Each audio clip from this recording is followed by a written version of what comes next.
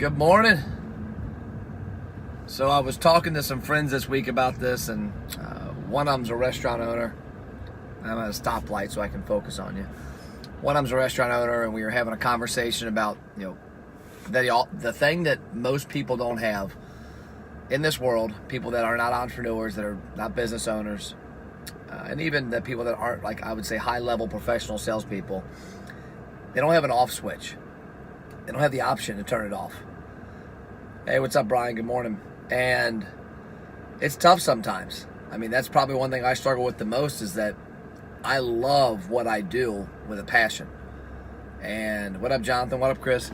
And I enjoy it. I mean, I thoroughly every day wake up wanting to do more of it and do it, as long as I can, obviously with balance. But it's tough because there's no off switch. I mean, yesterday's a great example. Up at 7, meetings till, I think I left my last meeting with my dad at 5:30, maybe 6. Went by the gym, hung out, talked to some people for a half hour, kind of at that point did wind down a little, then went to my kids' football game, had a great time. Saw the craziest thing ever, a parent run on the field. That was a whole other story. And then, had a person that's an agency that works with me that needed some advice, so we hopped on a call at 10 o'clock after dinner. It wasn't something I wanted to squeeze in, but they needed help with, and I'm always there. At least I try to be when I can. Got done at 10:45, was beat.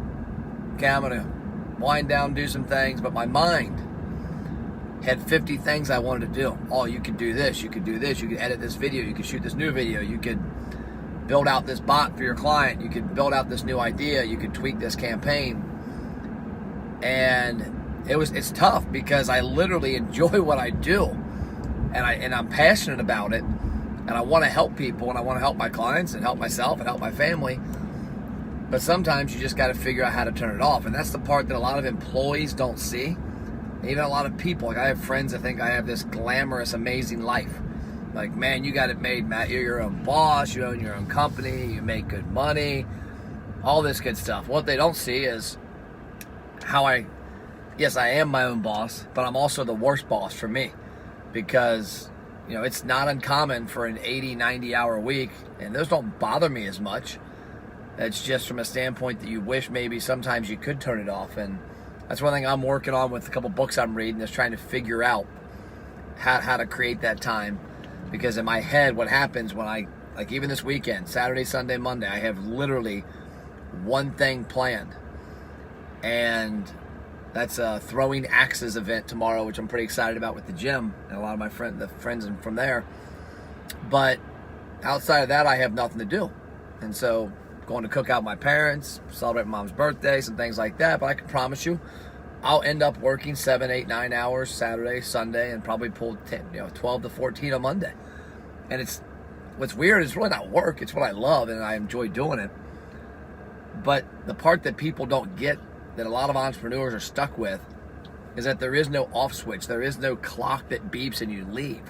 And a lot of people have that luxury, and they think, when they work for a company, they got, the boss is a millionaire, the boss has it great. They don't realize how much it costs to run a company and how hard it is and the risks you take. They also don't realize that, when you leave at 5 o'clock and you go home and you do your stuff till 11, 12 o'clock, go to bed, wake up, come back, do your 8 hours and leave, they never turned off.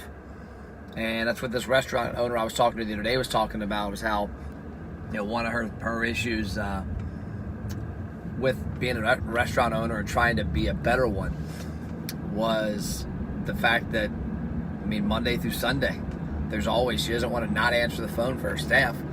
She's trying to figure out how to train managers and GMs better so that she can not be involved. And that's something we all run across. It's our baby. What we do is what we do, and we don't want to see it not running at full speed. And sometimes you gotta let people that work for you take the reins and even fail without you jumping in, so that they can learn to do it right when you're not around. But I think that's one thing that doesn't get acknowledged enough, is all of us on the journey of business ownership and high-level professionals that have a craft that doesn't turn off. That just because it's 5 o'clock doesn't mean that it's gone, and just because it's 10 o'clock or 11 o'clock. Heck, I end up staying in bed last night for an hour working. That's one of my negatives is I got to learn to lock my phone somewhere, because I can do 90% of what I do for a living on a phone or in my head. And so when I've got a phone in front of me, I can do a lot of work. And so I end up staying in bed, for an hour, knocking out a bunch of little projects and get some stuff done and go to bed. And then sure enough, wake up this morning at 6 and 45 minutes in bed messing around with that as well. And then get up and get on the road.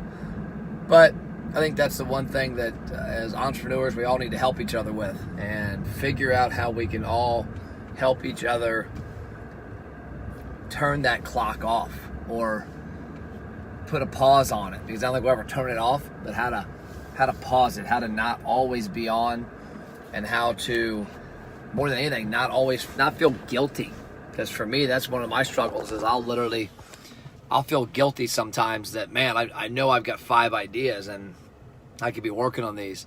And the problem that comes up is that, and I have to remind myself that, the people that are out there that maybe I'm competing against or that are competing for the same dollar for me, for my clients or for the industry or whatever, they aren't doing what I'm doing. I know that for a fact.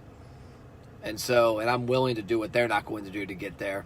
But even my half speed is probably more than most people. So I have to really constantly remind myself. And that's what I was telling my client. I'm like, man, you're a beast. You're one of the most inspiring entrepreneurs I know. You're doing twice as much as anybody else normally. Just if you slowed down for 20%, you're still destroying everybody else. And so entrepreneurs, keep on keeping on. Try and figure out a way to turn that brain off and have a hobby that turns it off. Mine's typically been fitness, but I'm working on other ways. But at some point you've got to realize, and you got to settle. A lot of it for me is realizing that I can settle that I've put in the work and that it's not a big deal to take 4 hours off. And even if I get an idea, not feel guilty that I'm not up doing it. And a lot of parts, not even guilty. It's just, for me, it's fun. It's like a hobby, some of it. That's what is probably dangerous as well. When you enjoy something so much and you're passionate about it, it's hard to look at it as work versus your hobby. So that's all I got. I'm out. Off to a meeting. See ya.